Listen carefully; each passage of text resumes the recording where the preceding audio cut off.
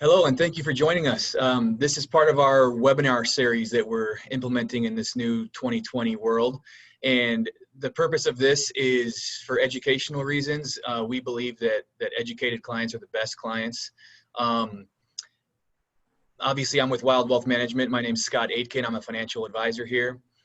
A little bit about the firm. So we've been in Arizona for over 30 years. Our aim and goal is to provide holistic, comprehensive financial planning under one roof. So we do have strategic partners that specialize in tax planning and estate planning. I'm not a CPA, I'm not an attorney, so I don't get into great details in terms of specific tax strategies and estate planning and trusts. I've been with the firm for almost a year and a half now. I started my career with JP Morgan. I was with JP Morgan for almost 13 years in both Arizona and New York City. My wife and I moved back to Arizona in 2014 just before we had our first child. We didn't want to raise our kids in the city, so we came back. I made the move from JP Morgan to Wild Wealth Management for many reasons. Probably the most important reason was the personal approach that the firm here takes, and again, the holistic planning and advice that we can implement, more so than just investment recommendations. So today, the topic on today's seminar or webinar is estate planning essentials.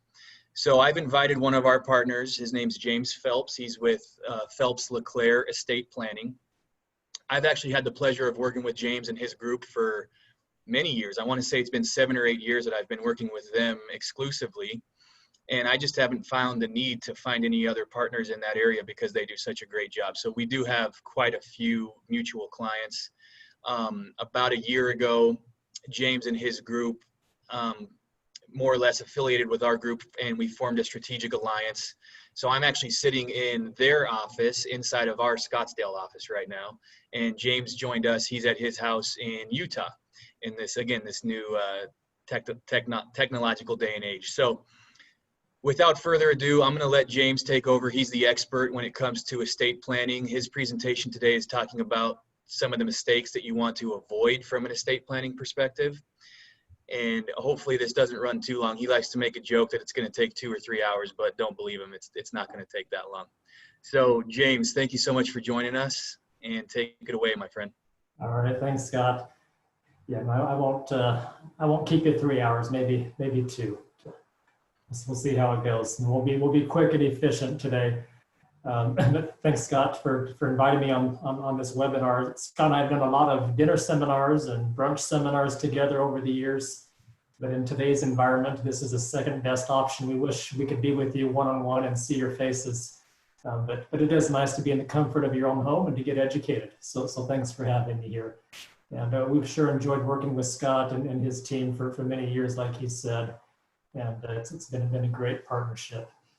Maybe before I jump into the topic, I'll just talk a little bit about Phelps Leclair and who we are, where we come from. So we've actually been around for many years. This is our 40th anniversary this year in 2020. And I can't take credit for all of those 40 years. My father was an estate planning attorney as well. He's now retired, but he and I had worked together. Actually, before I went to law school, I was his legal assistant.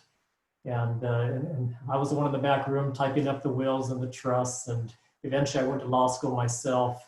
And I've been practicing for about 20 years. My father retired back in 2009. And since then, the firm has grown a bit over the years. But we are an Arizona-based firm. I'm an Arizona native. I go back and forth now between Arizona and Utah, but Arizona is my home. And we've got a great team around us. There's myself and my partner, Jeff Leclair, hence the name Phelps Leclair Estate Planning. And so there's 3 attorneys. There's myself and Jeff, and then Ryan Downs is the 3rd estate planning attorney. And we've got a great team of staff and paralegals around us as well. So estate planning really is our niche. We don't do bankruptcy, we don't do litigation or anything else. We just focus exclusively on estate planning. And that keeps us really, I think, up to date on the latest that's going on in the estate planning world. And a big part of what we do is not just designing the trusts and the wills, but we actually see them work in real life too.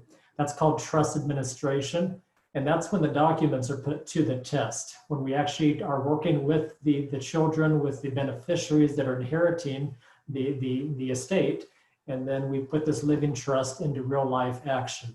And having that perspective, having done that hundreds of times over the years, we really do learn what works and what doesn't in real life. To us, it's not just theory, it's not just documents. What we do impacts the lives of your loved ones in a very significant way when the time comes. And just know also that as attorneys, we have degrees in accounting or tax law, and that's important because estate planning and taxes go hand in hand. And then we got offices located throughout the valley there in Mesa, and we share offices with Scott and his team there in Scottsdale and Phoenix and other locations as well. So wherever you might be coming from, we're pretty close to you. So that's a little bit about us, and I just want to kind of emphasize what Scott touched on, that we do work with what I call strategic partners, guys like Scott and Wild Wealth Management, because we know we're very good at the estate planning, but we don't want to get into the stuff that we know just enough to be dangerous about, like investment planning, retirement planning. That is not our wheelhouse. That is what Wild Wealth will do for you. And so I'd encourage you to take a holistic approach here. Yeah, the estate planning is important, but it's not going to do much good if you don't have an estate to pass on to your loved ones when the time comes. And so you want to work with somebody like Scott who can help grow your wealth and protect your wealth during your lifetime to make sure there is something to pass on to your loved ones. So the presentation today is the top 5 estate planning mistakes. And certainly I could list a lot more than just 5, but these are the ones that we see most often as we meet with prospects in our office and start designing their plan. And so I think it'd be helpful for you to learn from other people's mistakes instead of having to make your own. And so that's kind of structure the presentation around these 5 mistakes. And if I could first address what is estate planning to make sure we're on the same page there. Really, estate planning at its core is answering 2 questions. The first question is, if something happens to you, then who's in charge, right? If you pass away or if you're disabled, then who's in charge? And the second question is, when you do pass away, then who gets your stuff? And so that's pretty simple, right? Who's in charge and who gets your stuff? That's really what we're talking about when it comes to estate planning. But unfortunately, it gets very confusing and very complicated because there's lawyers and legislators and judges involved, and things do get complex. We have to look to a number of different types of laws when it comes to estate planning. The first thing that we would look to in Arizona is called the Arizona Probate Code. All right, I have a mock-up version here. The Arizona Probate Code is the laws in Arizona that deals with who's in charge and who gets your stuff as to your property in Arizona. But if you had property in another state, we would need to look at another state's laws as well, because it is a very state specific issue for the most part. And so the probate code is the first place we look to. Also, we need to look to federal law to some types of assets. For example, if you have retirement accounts like a 401k or a 403b, those types of tax deferred assets, those are going to be governed by federal law under what's called ERISA, which I like to state, that stands for Every Ridiculous Idea Since Adam. Okay, it's a very complex set of laws, many volumes this size, that among other things deals with who's in charge and who gets your stuff when it comes to those types of retirement accounts. And the problem is that these law books, they don't all say the same thing, right? We have federal law, we have state law, then we have different state laws. It can get very confusing. So my hope is that you would not have to defer to the rule books, because if we defer to the rule books, then it's going to get complicated and your desires are not going to be carried out at the end of the day. You have the right to bypass all the rule books and decide for yourself who's in charge and who gets your stuff. And that is what estate planning is. It's you planning ahead so we don't have to go to the rule books. That way we can make sure that your desires are carried out when the time comes. So that's a big picture. What we're talking about is you planning ahead to make sure your wishes are accomplished. So let me ask you a question here. You see here on the slide, a question that I have for you is, what percentage of Arizona adults have a will in place? Give you just a second to think about that. All right, 48%, 100%, 27%, 65%. But you might be surprised that the answer is B, 100%. Okay, everybody has a will. That's kind of a trick question, but what I want to emphasize here is whether you have written your own will or not, you do have one. When you came out of your mother's womb, you had a will. It's right here in the Arizona Probate Code. So if you have not written your own will, the state has already done it for you, but it's not going to say what you want it to say. So it's very important that you do it yourself. So let's go to mistake number 5. All right, estate planning mistake number 5 is something that is on the front of many people's minds when they think about estate planning. It's letting your family go to probate court. And you probably have heard of probate. It's something that we want to avoid at all costs. Probate is the court's way of supervising your estate. All right, so if you haven't planned ahead, then when you pass away, we have to go, it's called death probate. Death probate means that my assets have to transfer to my loved ones, whether it be my spouse, my children, whoever it is. That transfer doesn't just happen automatically. We have to do it through a court process. And probate is not just when you pass away, it's also if you're living, but if you're disabled. So if you have an accident or an illness and you can't sign checks, you can't pay bills and things like that, well, that means we need to go through what's called a conservatorship process or living probate, where the court will appoint a conservator to act in your behalf and manage your finances during your time of illness. So we want to avoid both stages of probate, both a death probate and living probate as well. So remember this, in Arizona, where there's a will, there's probate. Having a will is not enough to avoid probate. It's better than nothing. At least with the will, you've told the judge who's in charge, your executor, and also who gets your stuff, your beneficiaries. So the judge knows your desires, but it still has to happen under the supervision of the court. So for that reason, I don't do very many wills anymore, at least not as the primary planning method, because it's going to have to go through probate. And there is a threshold for probate. It's $75,000. So if you have more than $75,000 in assets or $100,000 for real estate, that's going to be enough to kick your estate into the probate system upon your death or incapacity. So it doesn't take very much before we're going to be there. Now, probate, it's very expensive. We're talking 2 or 3 years. Having an attorney on retainer for 2 or 3 years is not cheap. Also, it's very public. Everything is public. We have to give notice in a newspaper. Creditors are going to make claims. Long lost relatives are going to make claims. This can slow down the whole process and really just milk the entire estate sometimes, so there's nothing left for your loved ones. So let's talk about how do we avoid probate to make sure your loved ones don't have to go through that very grueling, expensive process. There's a number of ways of how to avoid probate. Some are better than others. Let me give you a couple of simple ones here first off, all right? The first is called joint tenancy. Joint tenancy just means that you have a joint owner on the title to your assets. For example, the deed for your house. It probably says husband and wife, if you're married, with right of survivorship. And if it says with right of survivorship, then that means that when the first spouse passes away, the property will automatically pass to the surviving spouse without probate, because it has that language on the deed with right of survivorship. Same thing with bank accounts, vehicles, all right? If you have a joint owner, it's going to pass to the second owner upon your death. Now that's going to get you halfway there, but it's not going to help you when the second spouse passes away. Now you might say, well, can I add my children to the titles to my accounts and to my house? Well, yeah, you can, but is that really a smart estate planning method? It's not, for a number of reasons, okay? First of all, that just means the last one living gets everything, which probably is not what you want. Everything is left up to chance. Whoever lives the longest gets the assets.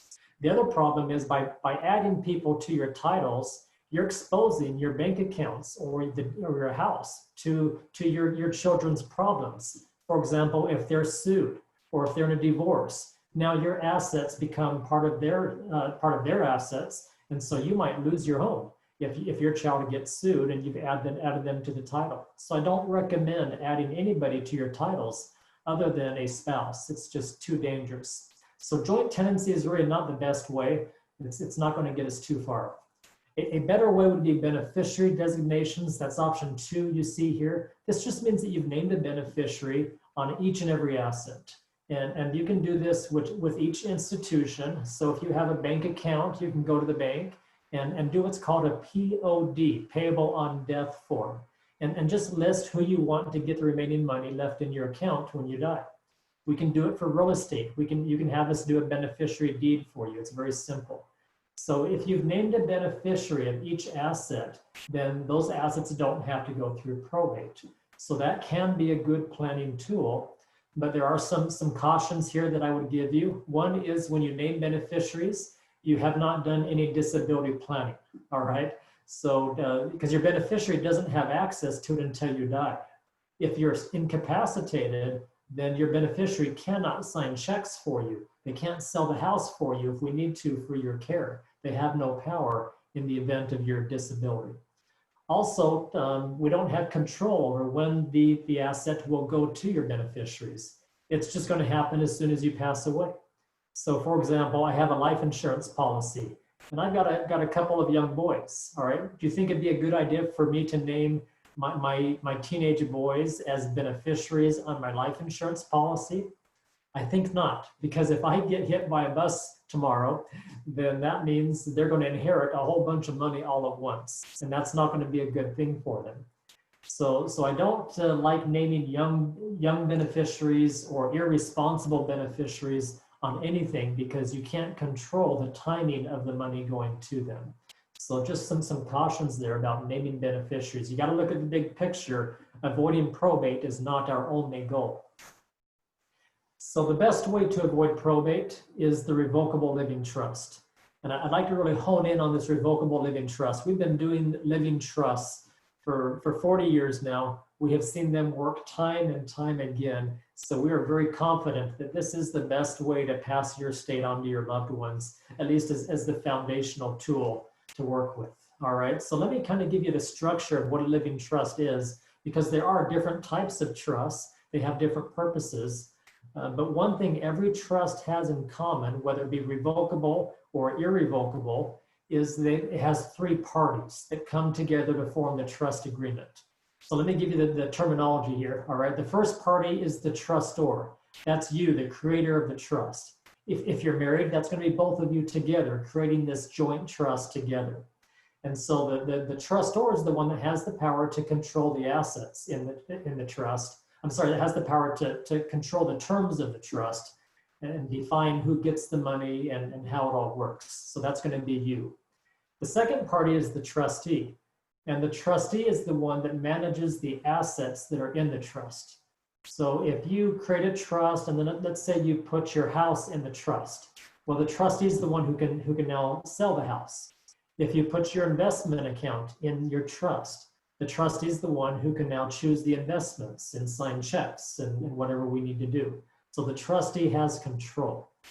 Now we want you to be the initial trustee. So long as you are alive and well, you are going to be the trustee of your trust, which is great news for you because that means you are in the driver's seat. You control 100% everything in the trust. Now, eventually you're not going to be available because of either your death or your incapacity. And in that situation, we're going to have a successor trustee named in your trust who's all ready to go. So this will be a person that you choose, not somebody who the court chooses. You get to choose this person. And so this might be one of your children. Maybe it's a committee of 2 or 3 of your children. Maybe it's a friend, a CPA. You can have the law firm do it. We can have a corporate trustee do it. There's lots of choices. It just depends on your family situation and how we want it all to work. But we can always find a good choice to be your successor trustee. That's the person who steps in your shoes and picks up when you're not available to serve anymore. And finally, the third party is the beneficiary. And the beneficiary is the lucky person who gets to spend the money. And so that is going to be you as well. You're going to name yourself as the beneficiary during your lifetime. That way you still get to spend every last dime of your own money.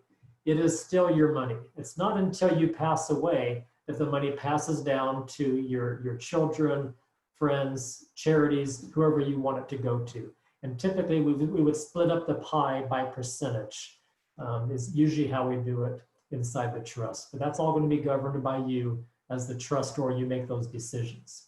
So you see a pattern here, right? During your lifetime, you are the trustor, you are the trustee, and you are the beneficiary. And again, that just keeps you in the driver's seat. That's what I like about a revocable living trust is you're in full control, and you can amend it, you can change it whenever you want to. It just is so flexible. And so I love working with revocable living trust. Now that we've talked about what a living trust is, okay, it would be a mistake, and this is mistake number 4, thinking that all living trusts are the same. All living trusts are not the same. I have seen many trusts come over my desk over the years from different places. And it's surprising how different one living trust can be from the same, from another one. I like to use the example of a vehicle, okay? We know that all vehicles are not the same. I use the example of the Yugo, okay, because the Yugo was called the Mona Lisa of all bad cars by Time magazine. And they said the best thing about the Yugo was it had a rear window defroster. So when you had to get out to push it, your hands stayed warm. Okay, that was the best thing about the Yugo. Well, let's compare that to the Mercedes or to a well-built Chevy truck. You know, they're just not going to be the same. Now with a vehicle, we know whether or not you got a lemon, right? Because you'll be on the side of the road waiting for a tow truck. But with a trust, you won't know whether or not you got a lemon until it's too late, after you pass away. And at that point, we can't change it without having to go to court. And that's a real nightmare. And so it's important that you get it done right during your lifetime. That way, everything can be done quickly and efficiently, and your desires can be carried out. So it's important to get the trust done and get it done right. Let me give you just one example of how all living trusts are not the same. Will your trust really avoid probate? Most people do a trust for this very reason, to avoid probate. But I can't tell you how many trusts I've seen go through probate because the person didn't get their assets into the trust.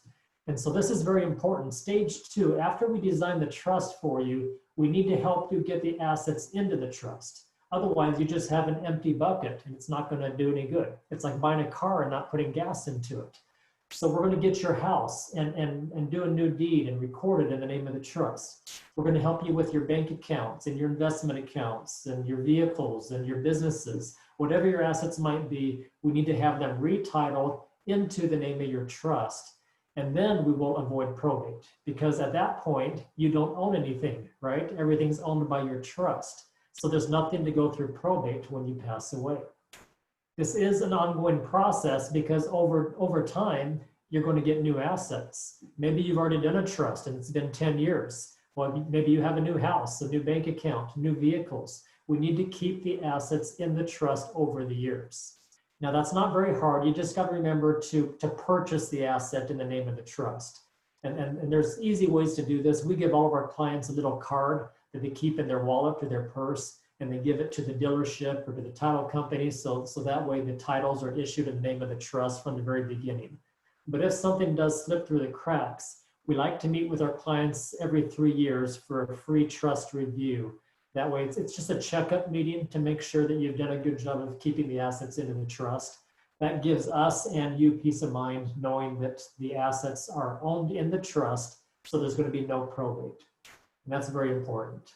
This is probably the biggest reason why the do-it-yourself plans that I often see on the internet, or maybe you go to a credit union and they want to do a trust for you for a couple $100. All they're going to do is fill in a generic boilerplate form that's not going to be the right thing for your family. I can almost guarantee it. And they're not going to help you fund the trust. Okay, they're not going to help you transfer the assets into the trust, which means the trust is going to go through probate because you probably have never done it before, and you're probably going to need some guidance on that. So I would recommend stay away from the do-it-yourself or the bargain priced plans. Those are going to, whatever money you think you save on the front end, you will pay many times that on the back end because it's not going to be what needs to happen upon your death. Let's go to mistake number 3. Mistake number 3 is failing to address what will happen if you're disabled. This is an important thing to talk about. It's, I know, a sensitive topic. We don't like to think about this possibility, but we want to be prepared for it. So when it comes to planning for disability, I would want you to have 4 things in place. Okay, the first one would be your revocable living trust for the reason that we discussed. Your revocable living trust is going to have a successor trustee all ready to go if you are disabled. That person just needs to get a note from your doctor saying you can no longer manage your finances, and then they step in right away without having to go to court or get any permission from the judge at all. And that can happen within 24 hours. They're off on the races, ready to go. So let's have the living trust in place. The second thing you want is a medical power of attorney. This has nothing to do with your finances. This is just for your medical decisions. You're going to appoint some agents to make medical decisions for you if you ever cannot communicate with your doctors. So that's very important to have that along with a living will. The living will is the end of life instructions that says that if you are in a terminal condition, if you're in a vegetative state, then it says, don't give me life support, don't feed me through tubes, whatever your desires are in that situation, we want to lay it out very clearly in a living will. That way your family and your doctors know what you want, so there's no drama in the family. We want to keep it, again, keep it out of court, keep the emotions out and make the decisions in advance. We also want a HIPAA authorization. That's number 3 here. That's just an authorization that allows the people you choose to speak to your doctors and to get copies of your medical records. You probably do these every time you go to a doctor's office. I would want to have one overarching HIPAA form that applies to any provider, so that way your loved ones can speak to your doctors. Otherwise, they're going to run into a brick wall if we don't have that done. And finally, number 4 is a durable general power of attorney. This is a financial power of attorney where you're going to name probably the same people who are your successor trustees in the trust are also going to be your financial power of attorney because they're dealing with the money. And the power of attorney, it only works during your disability. Upon your death, it does not work anymore. But I want it as a backup to the trust. Just in case there was something that was not in the trust, we need a power of attorney to deal with that asset. So if you have those 4 documents, your living trust, your medical power of attorney, your HIPAA authorization, and your financial power of attorney, you're going to be in good shape when it comes to planning for disability. So I'd recommend everybody have those 4 documents. Number 2, mistake number 2 is not protecting your beneficiaries from themselves. Okay, this can be important depending on who your beneficiaries are. What I would like you to do is think about who you're giving your money to, and then fast forward to the time of your death and just assume that all the money is going to them all at once. Is that going to be a blessing in their life, or is it going to be a curse? Again, it just depends on who the beneficiary is. For some beneficiaries, maybe that's no trouble. For other beneficiaries, to inherit a bunch of money overnight is going to ruin their life.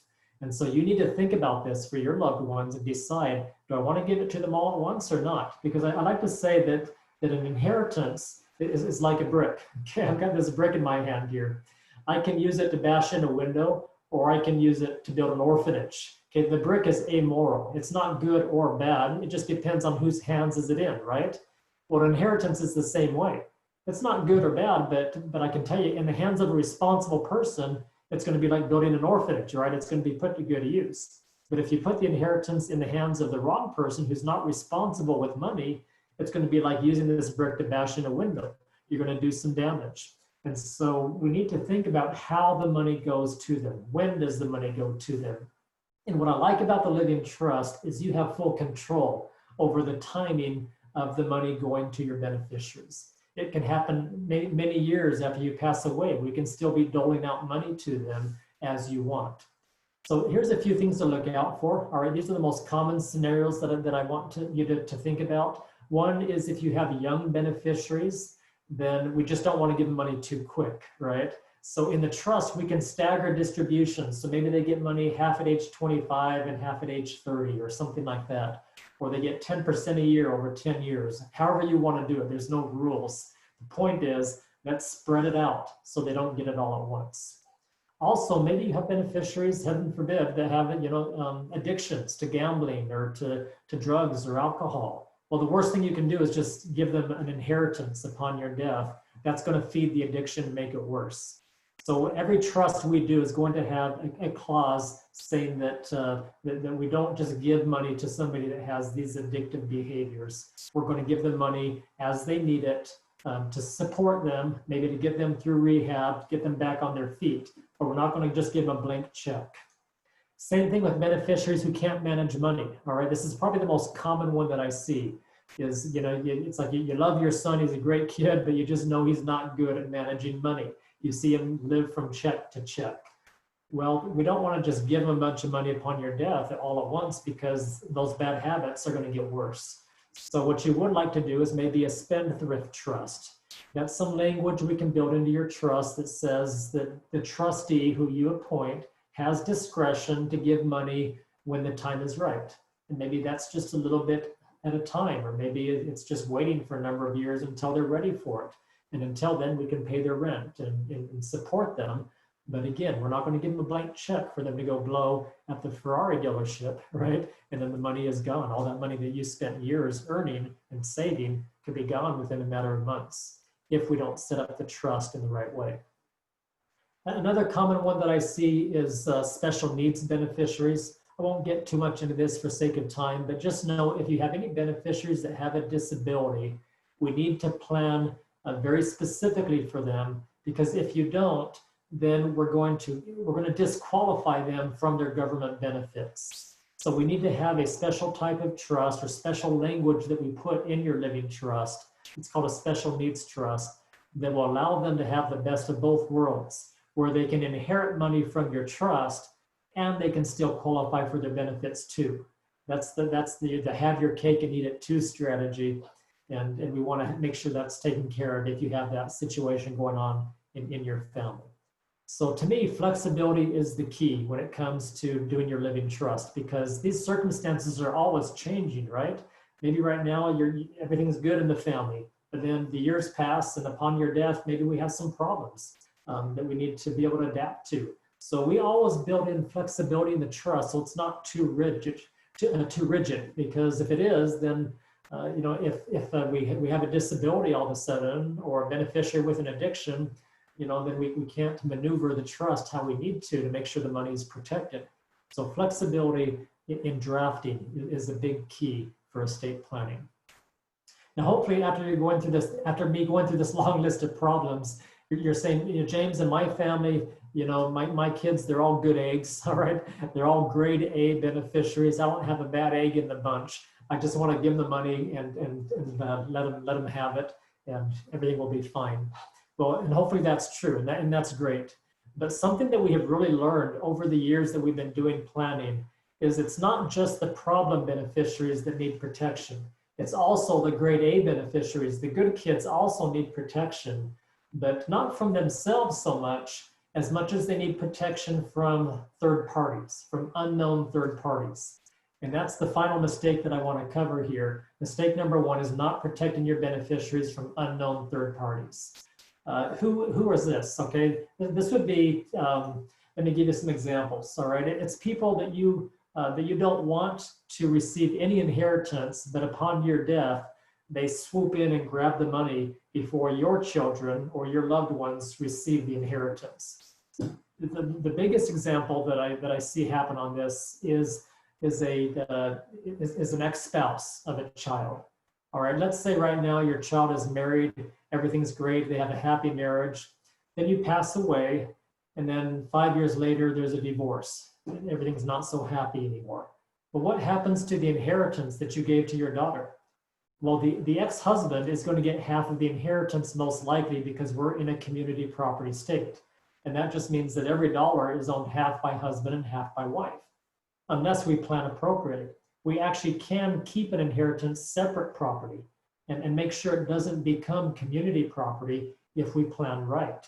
And that way the money can be preserved. So if there is a divorce, if your child is divorced years after you pass away, the money will still belong to your child and not go to the ex-spouse. That's probably what we want. Also, what about creditors? All right, if your child has a creditor, maybe they run into hard economic times, there's a foreclosure on their home, there's a bankruptcy, something like that. Well, do you want your hard-earned money to go to their creditors? What if they get sued? I've seen this happen before, where a child will be just about ready to inherit money when they're in the middle of a lawsuit. Or maybe again, it's years after you die and they get sued. Well, do you want your money to go to pay off a lawsuit that is filed against your child? Probably not. So these are all problems that I see happen more often than I'd like to. And I don't want your hard-earned money to be taken away by these unintended beneficiaries, these third parties. So how do we plan around this? There's a very good way to do it. And here's what we don't do. We don't do outright distributions. And this is what probably 95% of the trusts that I see come across our desk from various places, they are outright distributions. And this is what causes the problem. Outright distributions means that when I pass away, the money goes through my trust and then just goes directly to my child, maybe at a certain age, right? Maybe when they hit 35, they get the money outright. Usually they're over that age already when I die. And so that just means the money leaves the trust, it goes to my child, and my trust dissolves because there's nothing left in the trust. Well, the problem is that I gave the money to an individual who can now be sued. I gave the money to my child who might be in a divorce, and so now the money is exposed. What if instead of doing outright distributions, we could actually keep the money inside of a protective trust for your loved ones? And there is a way to do this, okay? There's a name that we have for it. It's called a protective inheritance trust. And this is a very unique strategy that we use to put a protective wrapper around the inheritance for your children or whoever your beneficiaries are, nieces and nephews or whoever it might be, it doesn't matter. And this will ensure that the money will be used for your beneficiaries and not for anybody else that you don't want to receive the inheritance. And so what it is essentially during your lifetime, the living trust is just one trust for you. But then upon your death, the trust will branch into separate sub-trusts for each of your beneficiaries. So if I have 3 kids, then my trust, when I die, it branches into a separate trust for each of my 3 kids. So it becomes 3 trusts upon my death. And those trusts have special terms written into them that will protect the inheritance from these types of situations that we've talked about. So I call it a protective inheritance trust or a PIT to make sure the money is protected after your death. Let me do a little case study here, all right? So you see how this works in real life. I think this will help you understand the concept much better. So let's say you've got this living trust, you pass away, and it's going to go to your 3 kids. Well, instead of doing outright distributions, I'm going to say let's have the money go into a PIT for each of your 3 kids. Then let's first look at your son, Bob. Okay, this is Bob here on the screen. Bob is a great kid. He's that grade A beneficiary. And in fact, he's an orthopedic surgeon. He's doing very good in life. Well, we're going to send the money into Bob's PIT, into his protective trust. And the beauty of the PIT is you can make Bob trustee of his own trust.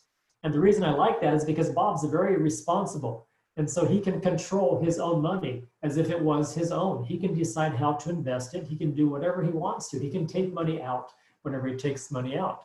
But what I like about this for Bob is even though he's a good kid, he's got a couple of situations that I want to protect against. One is his high maintenance spouse, okay?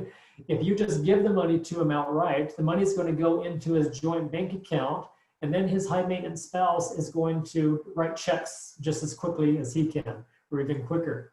And so the money is not protected from that situation. That may cause some problems because she has access to the money too. Even a bigger danger for Bob is, well, what happens to orthopedic surgeons at some point? They get sued, right? And when Bob gets sued, if you don't have this money in this protective trust for him, then he's going to get sued for malpractice, and then they're going to go grab the money. And he can't keep them from doing that. But if you put the money into a PIT for him, it's protected from his lawsuits. And so that way the money is going to be much more protected and will last not just for his lifetime, but he can then pass it down to his kids as well. And his kids will receive the same protection. And there's also some huge tax benefits to doing this strategy as well for his kids. So that's a very nice tool for Bob to pass down the money and keep it protected during his lifetime. Now, what about your daughter, Jane here? Okay, she's your second child. She's a wonderful person. The problem is not her. it's her husband. Okay, I like to call him Dennis the Menace. Okay, and Dennis the Menace is just a financial wreck. He's always trying to get Jane to invest in these crazy schemes. And we need to put some protection around this money so that Jane can protect it from Dennis, because we know that a divorce is just a matter of time before it's going to happen. And so we put the money into this pit for Jane. Now for Jane, you may even decide that you want to make her and somebody else, maybe it's Bob, as co-trustees together. That way they can serve as trustees over her inheritance as a team. And so Dennis can't influence Jane to take money out, because she can say, well, I would love to take out money, but Bob has to agree to it as well, right? So she has a scapegoat there. Eventually Dennis gets frustrated. There's going to be a divorce. When there is that divorce, the money, it does not go to Dennis. It stays in Jane's trust. It is separate property. It's not community property. So Jane will thank you for that. It's like a built-in prenup for her. And that way she has an inheritance to live on for the rest of her life as her retirement. And it doesn't become Dennis's retirement. Now, finally, we've got Jim. Okay, you can tell from the picture here, Jim's got every problem you can think of. Well, for him, you definitely want to put a protection around the money. So we're going to put it into a pit for Jim too, but we're not going to name Jim as the trustee of his trust, because he's not good with money. He's got creditors.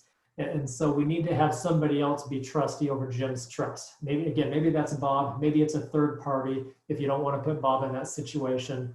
But that way, all Jim can do is just ask for money from the trustee, and the trustee can say yes or no. And if that's a good situation, then the trustee can give him some money. If Jim's not ready for it, then the trustee is going to say, no, we're going to hold on to it and keep it in the trust. So that way Jim is much better protected. He also has an incentive to get his life back in order so he can start receiving some inheritance under the discretion of the trustee. So if you look at this family with Bob, Jean, and Jim, they all have different problems, and you probably don't have all of this going on in your family, but you probably have some element of this. Maybe you've got all Bobs, or you got a combination of Bob and Jane, I don't know. But all of them are better off with the protective inheritance trust.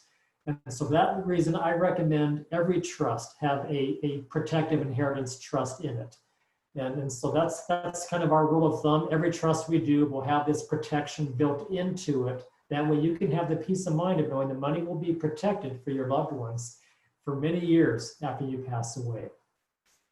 So those are the top 5 mistakes that I wanted to cover today. But let me wind it down with what actually might be its own mistake, and probably the biggest mistake of all is procrastination. All right, I say procrastination is the silent killer of estate planning, because it's always something we think we can put on the back burner, right? We see this, Scott and I with our clients, they say, well, I can always do it tomorrow, I can do it another day. Eventually that day sneaks up on us and then it's too late. So my only encouragement as I wind this down is to get it done sooner rather than later. My hope is that you can have the peace of mind now instead of having to worry about it for 10 years and then you have to get it done anyway. May as well get it done now so you can enjoy the peace of mind of making sure both you and your loved ones are protected. So as far as like nuts and bolts of where do you go from here, if there's anything that we can do to help you, just let Scott know, let us know. All of Scott's clients and friends, anybody listening to this webinar would qualify for a free consultation. So we'll sit down with you at no charge and no obligation. We'll map out your plan for you. We're not going to just do kind of a quick meet and greet. It's going to be a very substantive meeting to map out your plan on a big piece of paper. You can take it home with you, and then you decide to go forward. And if you do want to go forward, we're just going to quote you a flat fee. We're not going to bill by the hour, just quote a flat fee, and you can say yes or no. And then there's no surprises with the bills, and it makes for a very, very good relationship. And that's what we're looking for, is really we want a lifetime relationship with our clients. And so just let us know, call us, email us, contact Scott if we can help at all, and we'll be here for you. But thanks for your time. Hopefully I stayed within my 2-hour time limit there, Scott, and I'll pass it on to you. Thanks, James. Yeah, you did. You stayed well within the time, a little less than 3 hours. So thanks for that. It's always a great presentation. I love doing these things with James. As he mentioned, him and I have done quite a few joint seminars in the past. Again, it's a new day and age where we're doing it virtually now, but we find it's a really nice, important way for us to connect with not only our existing clients, but their loved ones, and maybe some other individuals that came across our info. So with that being said, you can see James's contact info there. If you have any questions, comments, you need help with anything, myself and my firm, we're always here to help. We do quite a bit of free reviews for our for our clients or loved ones of clients. So we're happy to do that. You can reach out to us. Our website is wildwealth.com. That's WILDE wealth.com. And with that said, we are going to continue these webinars. We've got a series of these that we're planning on shooting out. So if you have any loved ones that you think would find this of value, please feel free to share our info or have them get in touch with us, and we'd be happy to put them on an email list that they can get the future webinars as an invitation to join. So again, thank you for joining, and thanks, James, for being with us today, and I hope everyone stays safe. Thanks. Thank you.